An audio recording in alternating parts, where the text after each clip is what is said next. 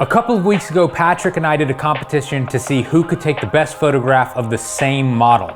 And today, I'm going to try to recreate that picture, but I'm going to try to do a better job by using hot lights instead of strobes.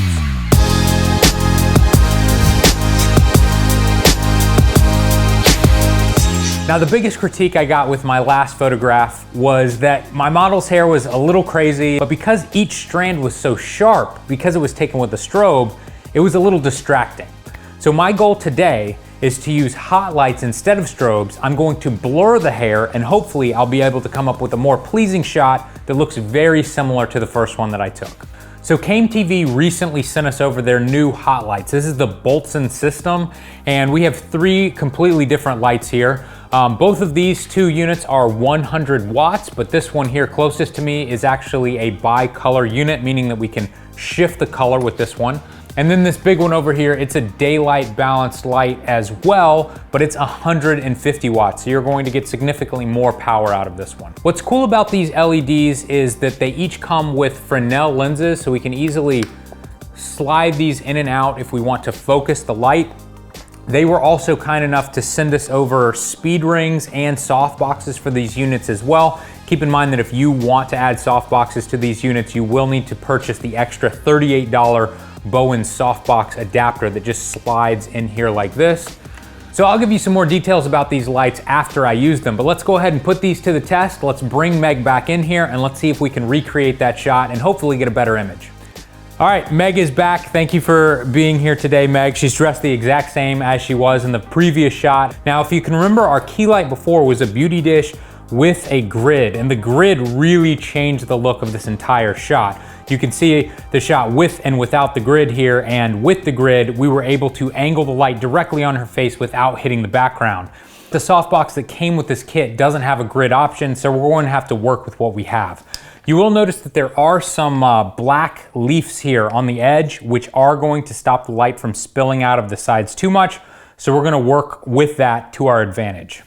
All right, so I've got this set up about where we had the beauty dish before, but keep in mind that because I'm going to be using hot lights, if you want to be able to see what's going on here, we're going to have to cut the video lights on and off as I'm taking pictures. So just keep that in mind. I'll flip it on, and as you can see, it's totally lighting up the background. And if I want that really dark, dramatic shot that we came up with the first time, I'm not going to be able to use this exact same lighting. So I'm going to have to come up with something here.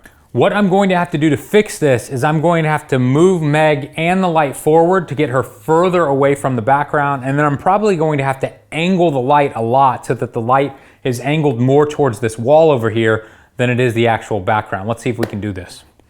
So if you will just slide forward for me. And you can see from this angle here, I'm still getting tons of spill on the background, but if I turn this light, you can actually see how much of a change we can get. Let's go ahead and take a test shot. All right, so you can see in this shot, we have really nice Rembrandt style light. We have that beautiful little triangle on the cheek on camera left, but you'll also notice how dark these shadows are. This looks very similar to the shot that we had before.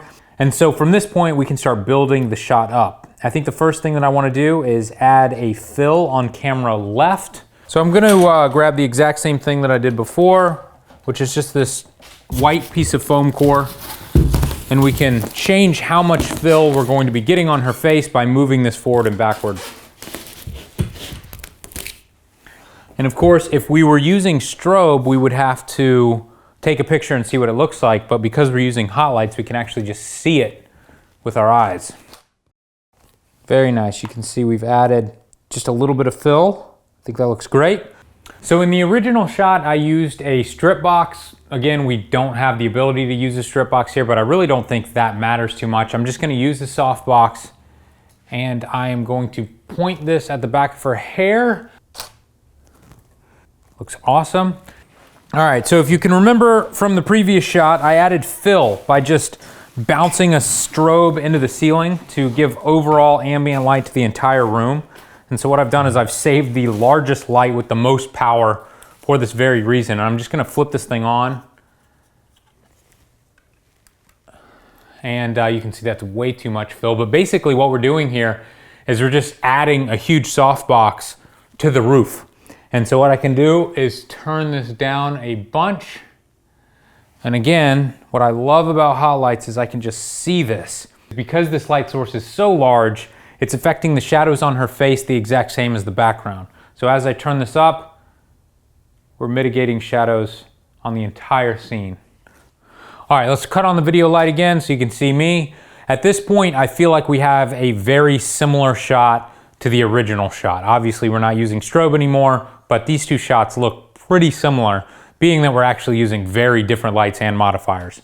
I think it's time to add some wind. And if you can remember in the last shot, what I had was David waving a piece of foam core frantically at Meg, and we got okay results, but they weren't very controlled. So I have something new here.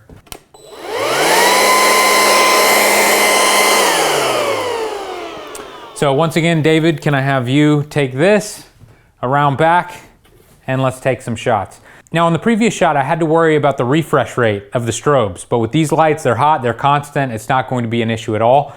So what I'm going to start out with is 1/60th of a second. I'm going to set my camera to continuous shooting low, and I'm just going to hold the button down and it's gonna take shots as David blows the hair, because with a shot like this, it really comes down to luck in capturing the hair in the perfect situation. I'm sure Meg's hair is gonna be going everywhere. All right, David, let it go.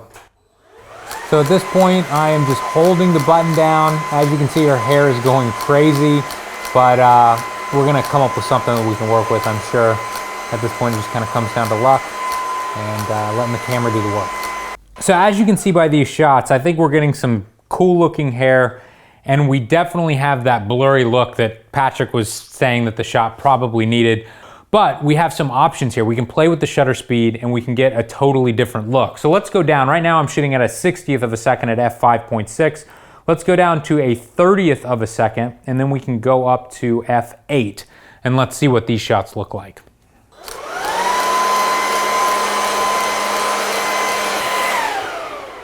Now for some of these shots, I think it looks great at a 30th of a second, but for the majority of these shots, I feel like it's too blurry. At certain points, it doesn't even look like hair, it just kind of looks like light. So let's try to go the other way and go up to 120th of a second. So to do that, I'm gonna go up to 120th of a second or 125th of a second, and then we have to drop down from f8 down to f4 to keep our exposure consistent.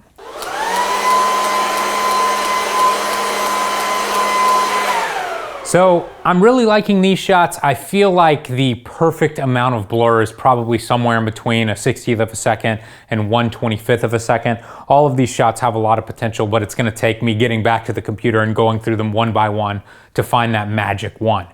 I think now at this point we can just fine tune the pose a little bit, and we can work on the hair a little bit more as well. We actually have a second leaf blower, and if I can get the help of Patrick, maybe we can have some double wind going on where we have David in the back and Patrick in the front. Maybe we can get some different movement out of the hair. So let's give that a try. 3, 2, 1, go.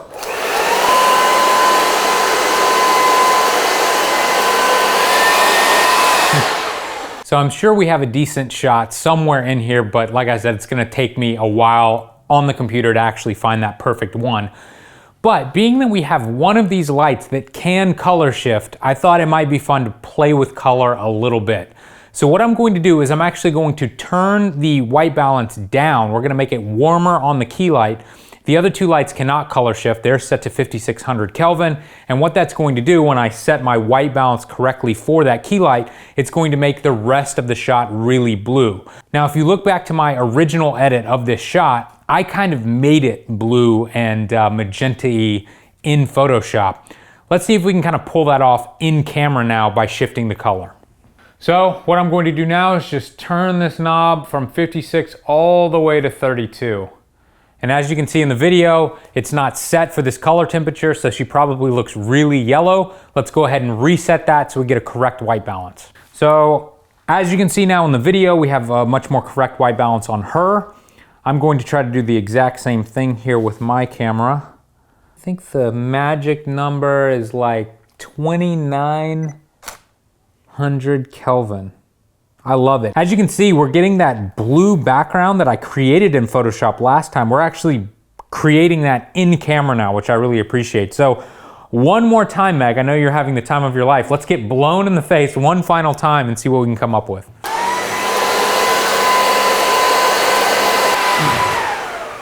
All right, guys, that's it. We've taken 1,000 pictures today. Meg's eyes are probably made of sand now. There's no moisture left. Let's go to the computer now. Let's find my favorite one, and then we will edit it and reveal it to Patrick, and let's see if he says it's better than the original one that I took.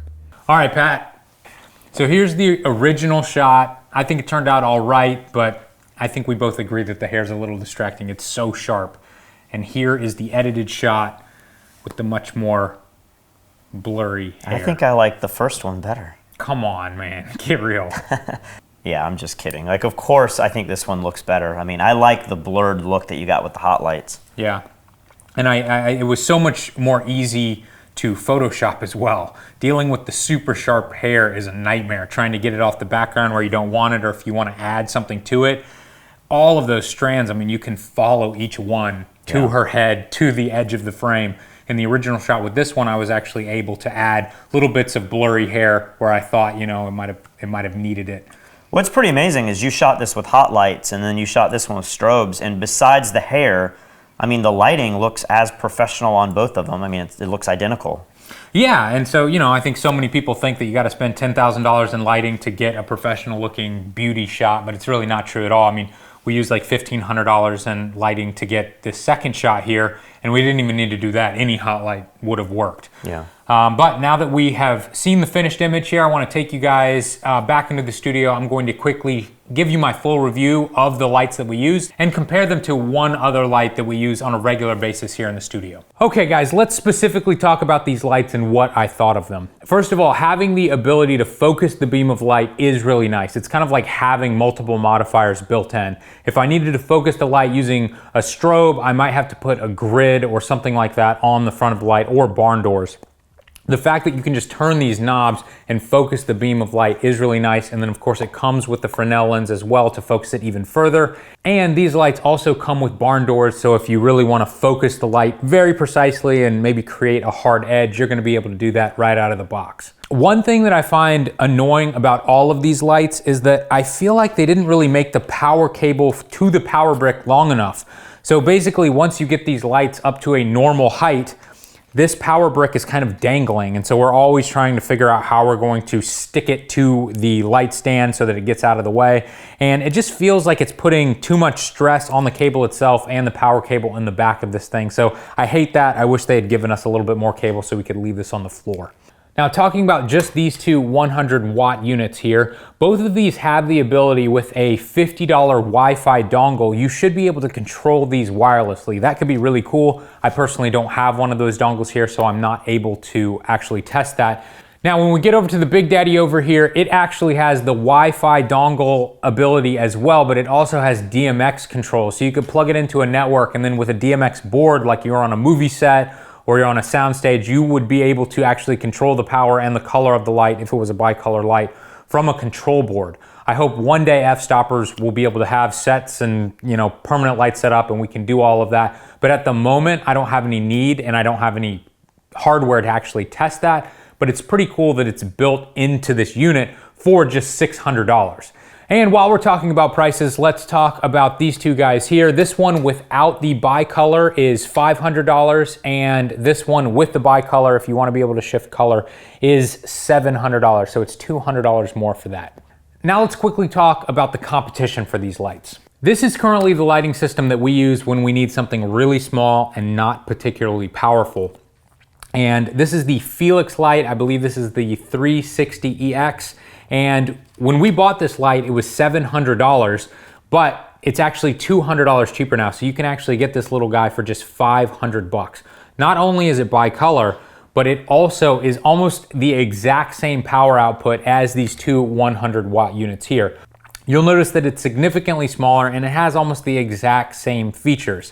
One huge benefit with this little guy here is that it is the exact same size as our Pro Photo heads. So all of our Pro Photo accessories will fit on this unit. You can see here I've got a reflector dish, and all I have to do is slide it on here and lock it down just like it's a Pro Photo head, and I can get video light with all of the light shaping tools that we already own.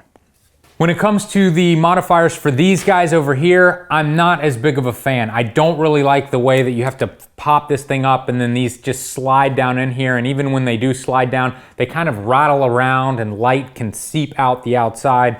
I understand that a lot of professional lights work like this. This is probably what you're accustomed to if you're working on a set already.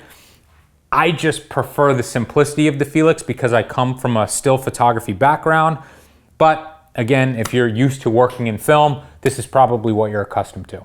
Now, again, when it comes to the DMX control, we don't have any need for it at the moment. But if you want to spend an extra $150, you can get a DMX controller unit that will plug into this, and then you can plug your controller board into that, and it will give you wireless control over this light as well. So it does have the ability to have the exact same features as this guy, but remember, this light is $700. This light is just $500 currently, and if you add that extra board on, it's $650, so it's still $50 cheaper. Now, the problem that I have with both of these lights is they're just not that bright. It's just the nature of LEDs, and if you want a really powerful LED light, you're going to have to get some sort of LED panel that has a huge array of LEDs, or you're gonna have to get a much bigger light, like the 150 watt unit over here, or even bigger than that. My suggestion would be, if you're looking for something that's small and not that powerful, definitely go with the Felix. But if size isn't that big of a deal for you and you're looking for something that's relatively cheap but still gives you all of the power and performance of these lights right here, you really cannot beat the power and the price of this 150 watt unit over here with all of the included features. It's an incredible deal. For more content like this every single day, head over to fstoppers.com, and if you'd like to check out our full-length photography tutorials, head over to fstoppers.com/store.